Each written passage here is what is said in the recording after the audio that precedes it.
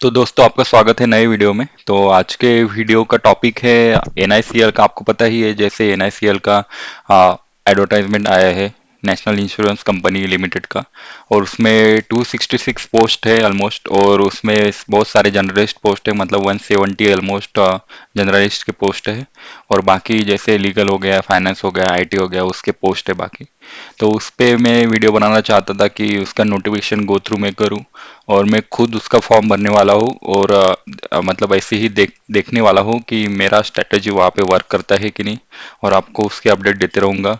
और उसके साथ साथ मैं एक स्ट्रेटजी वीडियो भी लाने वाला हूँ उस पे, कि कैसे आप पढ़ाई कर सकते हैं। ऑलमोस्ट 20 डेज बाकी हैं प्रीलिम के लिए, और उसके प्रीलिम के बाद 1.5 मंथ है मेंस के लिए प्रिपेयर करने के लिए। तो उस पे भी मैं डिटेल वीडियो लाऊंगा, प्रीलिम का स्ट्रेटजी और उसके बाद मेंस का स्ट्रेटजी, और कल तक आ जाएगा वीडियो। तो आज का वीडियो में हम देखते हैं कि एडवर्टाइज कैसा है, और कैसे हम उसमें ट्राई कर सकते हैं, और कब तक फॉर्म वगैरह भरना है। तो बने रहिए इस वीडियो में। Thank you. तो दोस्तों आप जैसे कि देख सकते हैं नेशनल इंश्योरेंस कंपनी का एडवर्टाइजमेंट जो है एओ ऑफिसर के लिए, जो कि एडमिनिस्ट्रेटिव ऑफिसर रहते हैं, उनके लिए आया हुआ है। तो उसके में 2266 सीट है। और उसका जो एडवर्टाइजमेंट आया था 12 जून को आया था। उसके बाद लास्ट जो डेट है रजिस्ट्रेशन का वो 3 जुलाई है। तो आपके पास 6 दिन है, और मैं भी आज ये फॉर्म भरने वाला हूँ। और 20 जुलाई को उन्होंने बोला है कि प्रीलिम हो सकता है, और 31 अगस्त को और मेंस हो सकता है। तो जैसे कि आप देख रहे हैं अभी ऑलमोस्ट 20 डेज बाकी है 20 जुलाई के लिए। तो 20 डेज का जो प्रिपरेशन है, how you can crack the prelim, उस पर मैं वीडियो लाने वाला हूँ। और उसके बाद कुछ ही दिनों बाद मेंस कैसे क्रैक करें उस पर मैं वीडियो लाऊंगा। और जो भी डेली अपडेट है मैं आपको देते रहूंगा। तो जैसे आप वैकेंसीज में देख सकते हैं, 10 वैकेंसीज है जो एमबीबीएस या डॉक्टर उन्होंने किया है उनके लिए 10 वैकेंसीज है। उसमें कि जो अनरिजर्व कैटेगरी है उसमें 4 है, ओबीसी में 3 है, एससी एसटी और ईडब्ल्यूएस में 1 1 है। सिमिलरली 20 वैकेंसीज लीगल में है, जो कि एलएलबी किए हुए हैं उनके लोगों के लिए। और फाइनेंस में 20 है, जिनका एमबीए फाइनेंस और फाइनेंस रिलेटेड डिग्री है उनके लिए 20 वैकेंसीज है। आईटी जो कि मैं खुद हूँ, जैसे कि बीई में कंप्यूटर किया है या बीसीए एमसीए किया है आपने, तो आप इस आईटी में भर सकते हैं फॉर्म, जो कि 20 सीट्स है। और ऑटोमोबाइल इंजीनियर्स यानी जो मैकेनिकल है या ऑटोमोबाइल में उन्होंने ग्रेजुएशन किया है उनके लिए 20 सीट्स है। और जो बैकलॉग सीट्स है उसमें 4 सीट डॉक्टर के लिए है, 1 सीट फाइनेंस के लिए है, और 1 सीट ऑटोमोबाइल इंजीनियर्स के लिए है। तो ऐसे ऑलमोस्ट 96 स्पेशलाइज्ड जो एओ है उनके लिए है। और उसके बाद जनरलाइज्ड वाले जो पोस्ट है वो 170 है। उसमें की 68 अनरिजर्व के लिए है, मतलब ओपन कैटेगरी के लिए है, 47 ओबीसी के लिए है, 26 एससी एसटी 26 एससी के लिए है, और 12 एसटी के लिए है, और 17 ईडब्ल्यूएस के लिए है। तो आप जैसे देख सकते हैं। और उसके बाद जो है पीडब्ल्यूडी वाले जो सीट्स रहते हैं वो आप देख भी सकते हैं। और इसमें क्या है कि जैसे आप हम आईबीपीएस के डिफरेंट एग्जाम रहते हैं वैसा ही फॉर्मेट है इस एग्जाम का। और इसका जो सैलरी है बेसिक वो 50,000 है। तो ऑलमोस्ट 90,000 पर मंथ आपका इन हैंड आ जाएगा टोटल, सब कुछ पकड़ के। एक कोई टायर 1 या टायर 2 सिटीज में आपका पोस्टिंग हुआ तो बेसिकली एनआईसीएल जो है नेशनल इंश्योरेंस कंपनी के जो सब ऑफिसेस है वो टायर 1 या टायर 2 सिटीज में ही होते हैं। तो उसमें कुछ इशू नहीं है कि आपको कुछ रूरल पोस्टिंग मिलेगा या कुछ मिलेगा। और आपको जो जैसे यहाँ पे हम देख सकते हैं कि एमबीबीएस के लिए आपको एमबीबीएस एमडी एमएस और कोई भी मेडिकल डिग्री अच्छे इसमें से चाहिए। आप अगर एमबीबीएस कर रहे हो गए हो, एमडी हो गया और एमएस हो गया और आप पीजी कर रहे हो तो आप कर सकते हो। और लीगल में जैसे मैंने बोला था कि लॉ में आपको ग्रेजुएट या पोस्ट ग्रेजुएशन चाहिए, जो कि एलएलबी के कोर्स रहते हैं वो जो जिन्होंने पूरे किए हैं वो कर सकते हैं। फाइनेंस में देख सकते हो कोई जो सीए है या आईसीडब्ल्यू किया हुआ है, एमकॉम या बीकॉम किया हुआ है, वो फाइनेंस में भर सकते हैं। और कोई रिलेवेंट डिग्री होगा तो वो भर सकते हैं। आईटी में जैसे देख सकते हैं बी बीटेक एमई एमटेक किया हुआ है, कंप्यूटर साइंस या आईटी या एमसीए किया हुआ है, वो फॉर्म भर सकते हैं। ऑटोमोबाइल में बी बीटेक एमई एमटेक जिन्होंने ऑटोमोबाइल में किया है वो फॉर्म भर सकते हैं।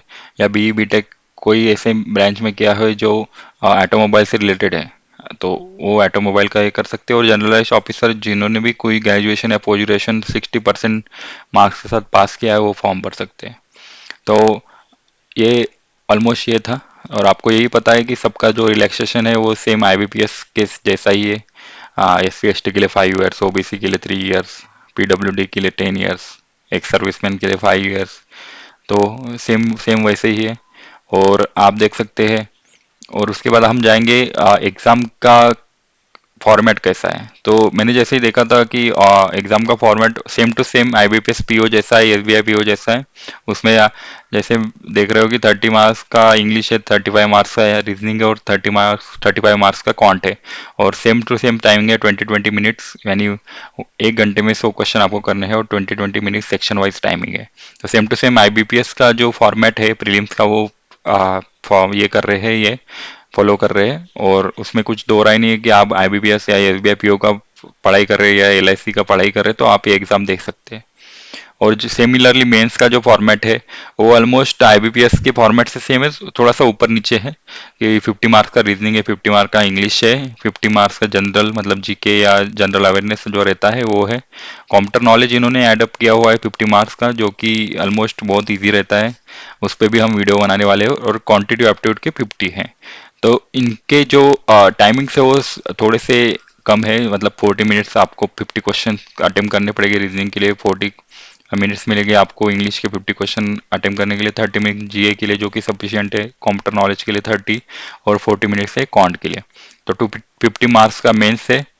और सेम टू सेम जो स्पेशलिस्ट के लिए है उसमें सेम टू सेम फॉर्मेट है कि 50 क्वेश्चन के अलावा ओनली 40 क्वेश्चन ऐड किए हुए हैं। सब में से 10 क्वेश्चन उन्होंने माइनस किए हुए हैं।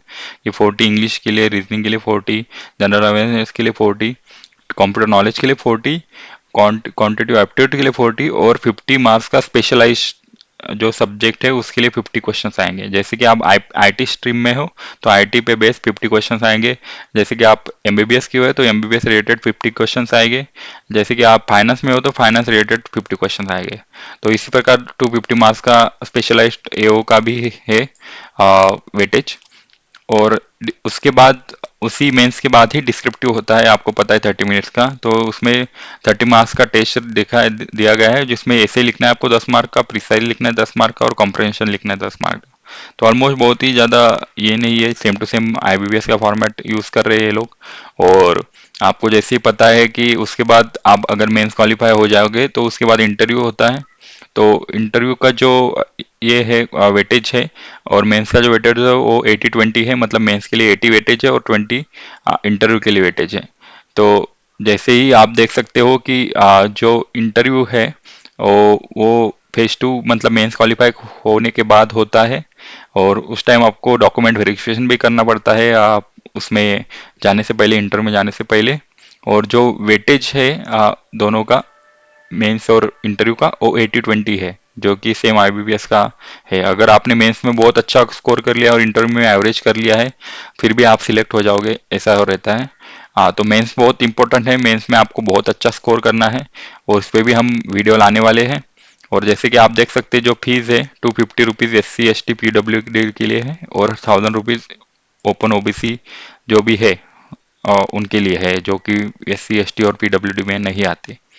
तो आपको ये 3 तारीख से पहले करना है। अगर सेंटर का देखो तो जो भी प्रीलिम के लिए जो अच्छे अच्छे सेंटर है हर स्टेट में उनको दिया गया है। जैसे महाराष्ट्र में मैं हूँ तो मैं पुणे से फॉर्म भरूंगा तो पुणे के लिए भी दिया हुआ है। नागपुर से हो या उस रीजन से हो तो आप नागपुर के लिए भर सकते हो। मुंबई या मुंबई के आसपास के लोग मुंबई के लिए भर सकते हो।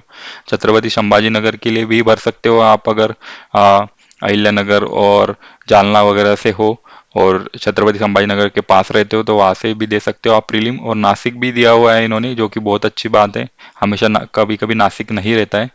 और सेम जो अपना जो ये है मेंस है उसके लिए थोड़े से कम है। महाराष्ट्र के लिए सिर्फ मुंबई, नवी मुंबई, ठाणे, एमएमआर ही है। यानी बहुत सारे एग्जाम में पुणे रहता है या मुंबई तो रहता ही है, पर इस बार सिर्फ मुंबई दिया हुआ है। पर इसलिए मुझे अगर मेरा अगर प्रीलिम निकला तो मुझे मुंबई जाना पड़ेगा। और बाकी के स्टेट में से भी एक ही सेंटर है, जो कि ऑलमोस्ट सबका जो ये रहता है राजधानी रहता है वही उन्होंने दिया हुआ है। जैसे कर्नाटक में बेंगलुरु है, झारखंड में रांची है, मध्य प्रदेश में भोपाल है। तो जो स्टेट का मेन सेंटर है वहाँ पे ही अपना मेंस एग्जाम होने वाला है। तो ऐसे ही ये फॉर्म है, आप भर सकते हो। जल्दी से जल्दी 3 जुलाई से पहले आप भर दो। और मैं कल तक ऑलमोस्ट आपके लिए जो स्ट्रैटेजी का वीडियो लेके आऊँगा इस पे। और बहुत अच्छा अपॉर्चुनिटी है, अगर आपको कोई जॉब चाहिए जो कि ऑलमोस्ट 1 लाख तक पे करे, और जो गवर्नमेंट जॉब हो, और टायर 1 टायर 2 सिटीज में ही उसका पोस्टिंग रहता है, तो आपको अच्छे सिटी में ही मिलेगा जहाँ पे आप आपके फैमिली के साथ रह सकते हो। बहुत अच्छा अपॉर्चुनिटी है। इस पे प्रीलिम का स्ट्रैटेजी का वीडियो मैं लाने वाला हूँ, और उसके बाद मेंस की स्ट्रैटेजी का भी वीडियो लाऊंगा जल्दी ही। और मैं खुद इस फॉर्म को भरने वाला हूँ, और डेली मैं देखने वाला हूँ कि कैसे मैं प्रोग्रेस कर सकता हूँ और प्रीलिम को क्रैक सकता हूँ। उस पर भी मैं अपडेट देते रहूँगा आपको। और यहाँ तक बने रही के थैंक यू। और मिलते हैं नेक्स्ट वीडियो में, जो कि रहेगा NICL का prelim strategy. Thank you very much.